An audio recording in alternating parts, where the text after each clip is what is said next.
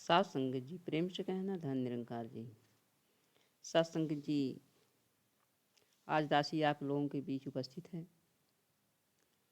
आज के विचार का विषय है सतगुरु की कृपा से आत्म सुधार। सात संगत जी, सतगुरु की कृपा से जो यह विशाल संगतों का आयोजन होता है, इसका एक लक्ष्य है कि हम संगतों में बैठकर अपने मन की तार परमात्मा से जोड़े रहें तथा हमारे अंदर परमार्थ की भावना पनपे। लगातार इस रमे राम अर्थात मालिक से रिश्ता कायम रहे। सात संगत जी, हमें यह नहीं समझ लेना है कि यहाँ आने पर हम तन मन धन से सुखी हो जाएंगे या हमारा तन मन धन का दुख दूर हो जाएगा, बल्कि हमारी विचारधाराएं यहाँ पर इस मिशन में बदली जाती हैं। हमारे मनोभाव यहाँ पर बदलते हैं, परिवर्तित होते हैं। जैसे तन का अगर हमें दुख है तो उस दुख को हम परमात्मा की रजा में रह करके खुशी खुशी स्वीकार करते हैं, या स्वीकार करने की हमें कला आ जाती है कि दातार हमें जो दुख दिया है इसमें कोई हमारी भलाई होगी,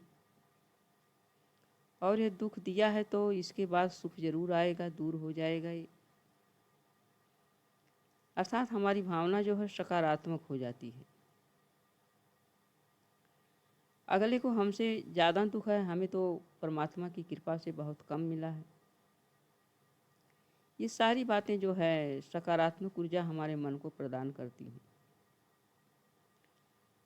मन में अगर कोई विपरीत विचार आते हैं, नकारात्मक विचार आते हैं, तो हम सुमिरन करके उसे निराकार से जोड़ लेते हैं और नकारात्मक ऊर्जा की जगह पर सकारात्मक की ओर अपने मन को ले जाकर मन के भाव को ठीक कर लेते हैं और सुकून प्राप्त करते हैं। सत्संग जी, रही बात धन की है तो जहाँ तक तो है कि ये हम अगर सोचते हैं कि हम धन की सेवा करके धन से सुखी हो जाएंगे, धन से माला माल हो जाएंगे, सत्संग जी ऐसी बात नहीं है। जहाँ तक तो सेवा की बात है कि सेवा सुमिरन सत्संग किसी भी रूप में हम करें, लेकिन यदि श्रद्धा भाव से कर रहे हैं तो सेवा परवान है। यदि देखा देखी में कर रहे हैं या किसी के कहने सुनने से कर रहे हैं या मन में उसके बदले कोई लोभ लेकर कर रहे हैं, तो ऐसी सेवा परवान नहीं होती है, क्योंकि यहाँ पर भाव की कमी है। सेवा नहीं है बल्कि ये एक धंधा है या ये एक लेन देन है। सत्संग जी, हमें ये जो मानव जन्म मिला है सदगुरु की कृपा से प्यार बांटने के लिए मिला है, लेकिन देखा जा रहा संसार में कि मनुष्य नफरतों से भरा है, तंगदिली से भरा है, संकीर्ण विचारधाराओं से भरा है। किसी से किसी को प्यार करने की कोई फुर्सत नहीं है, किसी की बात को कोई बर्दाश्त नहीं कर सकता है, अपने को ही श्रेष्ठ मानने में अपनी सारी ताकत लगा देता है। लेकिन इसके विपरीत सदगुरु चाहते हैं कि हम स्वयं भी शीतल बने, दूसरों से प्यार करें, दूसरों के मनोभाव को समझें और दूसरों को भी शीतलता पहुँचाएँ। हमारे कार्य व्यवहार से दूसरों को दुख ना पहुँचे, हम अपने कार्य व्यवहार को विशालता वाला बनाएं। और ये ब्रह्मज्ञान की जो दौलत है इनकी कृपा से मिली है, इसे श्वास श्वास सिमरना है। यदि यह हर पल ब्रह्मज्ञान याद है तो हमारी ज़िंदगी तो अपने आप संवर जाती है और लास्ट में परलोक भी संवर जाता है। तो आइए साथ संगत जी, सदगुरु का कथन है कि बाहरी खूबसूरती से ज़्यादा हमें आंतरिक अर्थात मन की खूबसूरती बनाए रखना है।